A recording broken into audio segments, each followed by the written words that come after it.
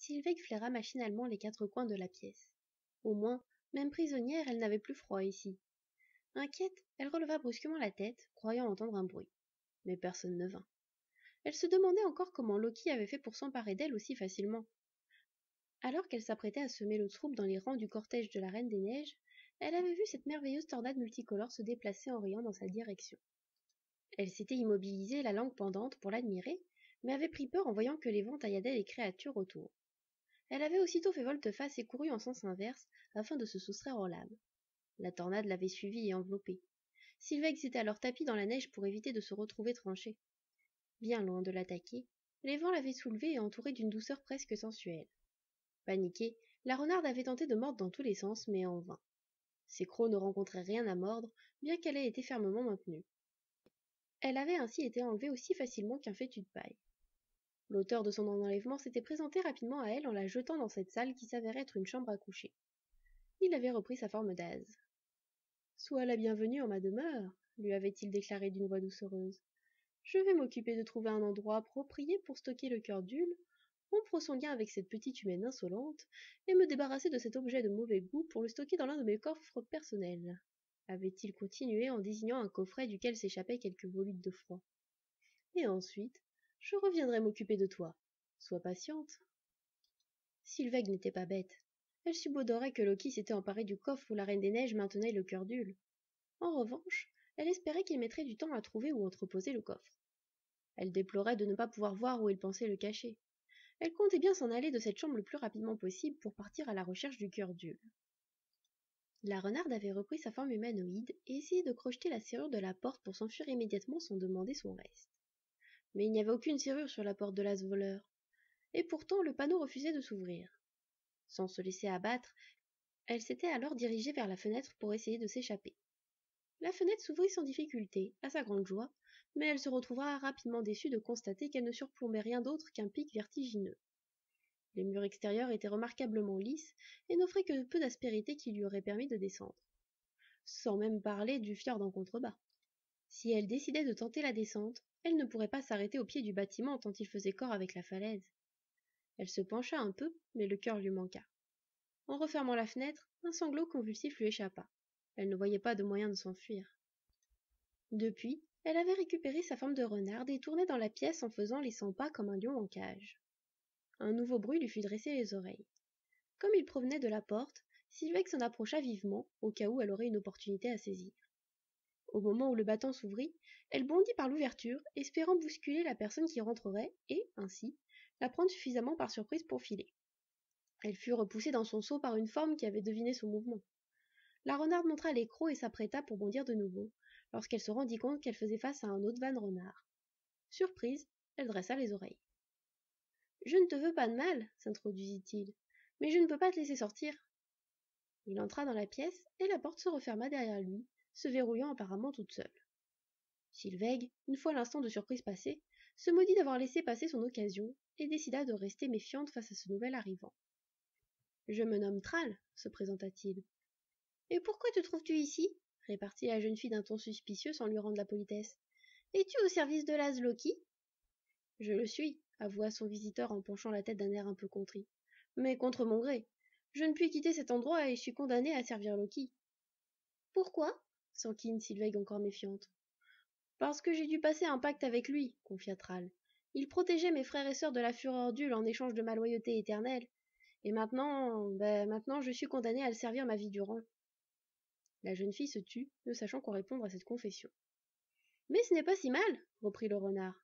« Vraiment » lâcha Sylveg d'une voix qui exsudait le scepticisme. « Si, je t'assure, » persista Thrall avec véhémence. « Je peux me rendre n'importe où dans la demeure de Loki et faire presque tout ce que je veux. En contrepartie, je dois lui obéir lorsqu'il m'ordonne de faire des choses. »« Et là, que t'avait-il ordonné de faire en venant me voir ?» s'enquit la jeune vanne en plissant les yeux. « Rien du tout, » répondit son visiteur. « Lorsque j'ai appris qu'il avait amené un autre van renard en sa demeure, j'ai eu envie de faire sa connaissance.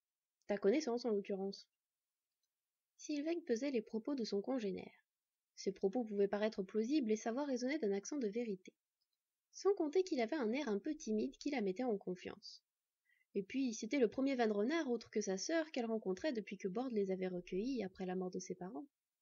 Elle avait envie de lui faire confiance et de faire plus ample connaissance avec lui. La curiosité à son égard était visiblement réciproque. Le renard la considérait avec un intérêt non dissimulé. Sylvain se dit que Thrall pouvait peut-être devenir un allié et qu'il pourrait l'aider à s'enfuir de la demeure de Loki. Peut-être même pourrait-elle s'emparer du cœur d'Ule au passage. Il le faudrait, songea-t-elle ensuite, sinon ses amis et elle devraient de nouveau s'infiltrer pour le récupérer. Elle ne pensait pas que laisser le cœur d'Ule en possession de l'as voleur soit une bonne idée.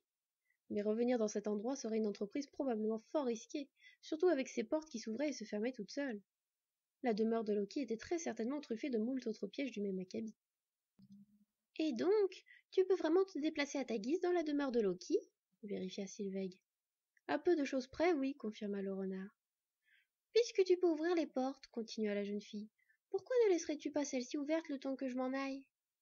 Je ne peux pas faire une chose pareille, se désola Thrall sur un ton contrit.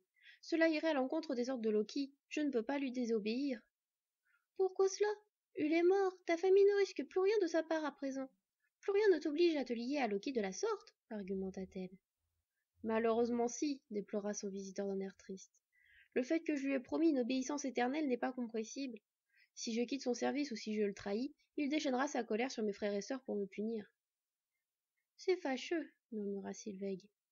Elle était déçue de constater qu'elle ne pouvait pas compter sur Thrall pour l'aider. Peut-être parviendrait-elle à le convaincre à la longue, mais cela risquait de prendre du temps. Elle réfléchit à ce qu'elle pourrait lui proposer pour le faire changer d'avis. Si jamais elle réussissait à lui faire entendre que sa famille pourrait prétendre à la protection d'Odin grâce à elle, il se pouvait qu'il accepte de l'aider.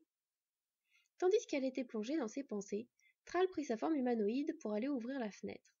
Sylvaig prit alors conscience qu'il devait être plus vieux qu'elle de seulement quelques années. La jeune fille avait senti à son manque de confiance qu'il n'était pas très âgé, mais le pensait tout de même encore plus vieux. Je ne peux pas faire grand-chose pour t'aider, lui dit-il en profitant de la brise qui agitait ses cheveux de feu. Mais je peux essayer de rendre ton séjour ici plus agréable. Mon séjour, renifla la petite vanne aux yeux verts. Combien de temps va-t-il durer? Je me le demande. Ne le prends pas comme ça, essaya de la dérider Thrall. Essaye de profiter. Veux-tu que je t'amène de quoi boire ou manger? Préfères-tu que nous discutions ou que nous jouions ensemble? Que voudrais-tu faire? Thrall paraissait tellement désireux de lui faire plaisir qu'elle ne se sentait pas le cœur de se montrer méchante avec lui. Néanmoins, peut-être pouvait-elle profiter un peu de cette liberté d'action dont bénéficiaient ses congénères. Oui, déclara-t-elle finalement, j'aimerais beaucoup avoir quelque chose à me mettre sous la dent. Ça fait longtemps que je n'ai pas eu l'occasion de faire un vrai repas. Parfait, je vais aller te chercher de quoi manger, se réjouit Thrall. Est-ce que, au passage, je peux te demander de t'assurer de ce que Loki a fait du coffre qu'il a amené ici en même temps que moi? Il est très précieux, et j'aimerais m'assurer qu'il a bien mis son contenu en sécurité. D'accord, je pense que je peux faire ça aussi, acquiesça le renard. Sylvaig se réjouit de constater qu'il n'avait pas marqué d'hésitation. Elle considéra ce fait comme positif. Si elle se montrait suffisamment patiente et convaincante, peut-être pourrait-elle parvenir à ses fins, même si elle ne savait pas combien de temps Loki comptait la retenir ainsi captive. Dans tous les cas, cela pourrait certainement lui servir plus tard. Thrall reprit sa forme de renard, et, après avoir adressé un sourire canin à la jeune Val, sortit pour aller chercher ce qu'elle lui avait demandé. Restée seule, Sylvaig réfléchit. Si Thrall revenait lui tenir souvent compagnie, elle se sentirait moins oppressée d'être ainsi tenue prisonnière. Il lui avait paru fort sympathique, même s'il l'avait empêchée de sortir de la pièce. Elle décida de ne pas lui en vouloir pour ça. Après tout, il ne servait Loki que pour protéger sa famille, ce qui était très noble de sa part, trouvait-elle. Il en fallait de l'abnégation pour sacrifier ainsi sa vie pour les autres. Elle dressa une nouvelle fois ses oreilles veloutées. La porte s'ouvrait de nouveau. Thrall était-il déjà de retour? Sylvaig se raidit en apercevant le nouveau venu. Il s'agissait de Loki, l'as voleur. Elle se souvint alors qu'il lui avait promis qu'il reviendrait s'occuper d'elle. Il affichait toujours un air rusé sur son visage parfait, et son regard, alors qu'il la considérait, était dur. La renarde s'en trouva effrayée, mais décida d'essayer de ne pas le laisser paraître. « Que me voulez-vous » lui lança-t-elle avec tout le courage dont elle pouvait faire preuve. « Pourquoi me gardez-vous enfermée ici ?»« Je voulais te proposer un marché, » lui révéla Loki de sa voix de velours. « Un marché ?» s'étonna Sylvaig en se demandant s'il comptait lui proposer le même genre de marché qu'il avait proposé à Thrall. « Cela même, » confirma l'as voleur avec un fin sourire.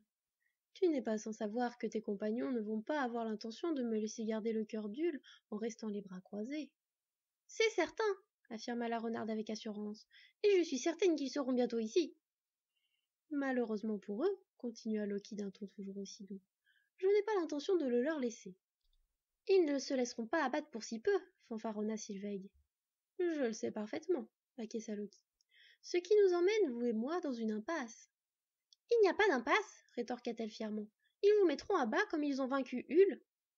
Permets-moi d'en douter, jeune impertinente, déclara le voleur en laissant son sourire s'élargir encore, comme s'il avait trouvé sa répartie amusante. Je suis plus futé que notre presque regretté Hul. Je ne compte pas les laisser me vaincre, non. Au lieu de cela, je songeais les éliminer tous, mais un par un. Personne ne peut gagner un duel contre un as s'il n'est pas as lui-même, comme tu dois certainement le savoir. Si vous avez l'intention de tous les tuer, intervint la jeune Vanne, pourquoi me proposez-vous un marché? Parce que, vois-tu, contrairement à ce que tu sembles croire, combattre et tuer ne sont pas vraiment mes activités favorites, exposa Loki. C'est beaucoup trop sale et fatigant par rapport aux gains obtenus. J'allais donc te proposer un moyen de les garder en vie. Un moyen? Répéta Sylvaig toujours sur ses gardes. Laz ne répondit pas tout de suite.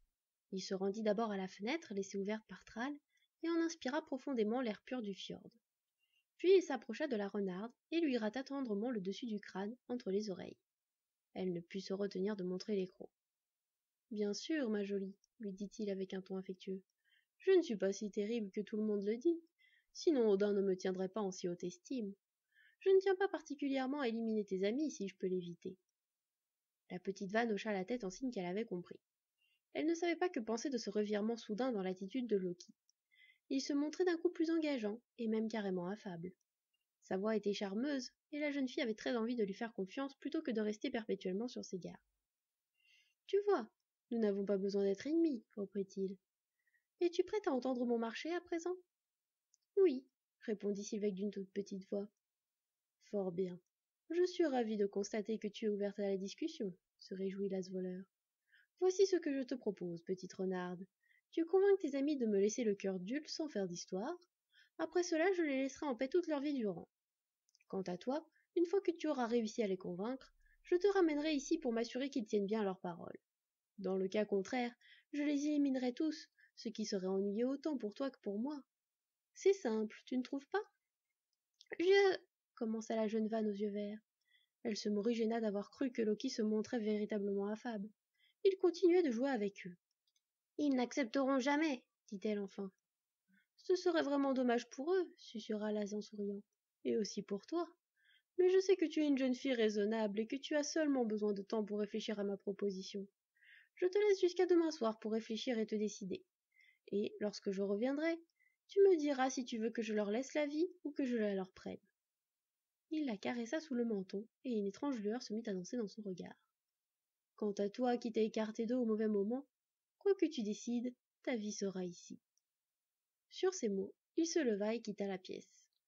Sylvaig s'affaissa sur elle-même après son départ. Elle trouvait le choix que lui laissait Loki cruel. Elle ne voyait rien de positif dans les choix proposés. Ou elle laissait le cœur d'Hul en possession de l'as voleur, et là, qui sait quel mauvais tour il pourrait faire avec, ou elle le laissait tuer ses amis un par un. Sans compter que, dans tous les cas, elle-même passerait sa vie en tant que prisonnière. Elle se demandait même pourquoi Loki avait pris la peine de lui proposer un marché. La petite renarde ne savait pas combien de temps elle avait passé à se morfondre lorsqu'elle entendit de nouveau le mécanisme de la porte s'enclencher. Elle ne chercha même pas à se lever et resta en boule dans son coin en regardant du coin de l'œil qui venait ainsi la déranger dans son affliction. Thrall entra dans la pièce sous sa forme humanoïde et portant une grande planche de bois sur laquelle il avait disposé tout un assortiment de nourriture accompagné d'un gros pichet. Sylvaig avait totalement oublié l'existence de son congénère renard jusqu'à ce qu'il passe le pas de la porte. Alors qu'il posait le plateau sur une petite table, elle se leva, se métamorphosa en deux pattes et se jeta à son cou. Oh lâcha Thrall en ouvrant de grands yeux surpris. Après 2 secondes de flottement, il l'enlaça en vue de la réconforter, et elle se mit à pleurer à gros sanglots. Non, non, non, souffla le garçon. Ne pleure pas. Que se passe-t-il? Que t'est-il arrivé? Sylvaig ne répondit pas, continuant de pleurer de tout son soul dans les bras du renard. Elle ne voulait pas laisser le cœur d'Hul à Loki. Elle ne voulait pas que ses amis, qu'elle considérait comme sa famille, meurent.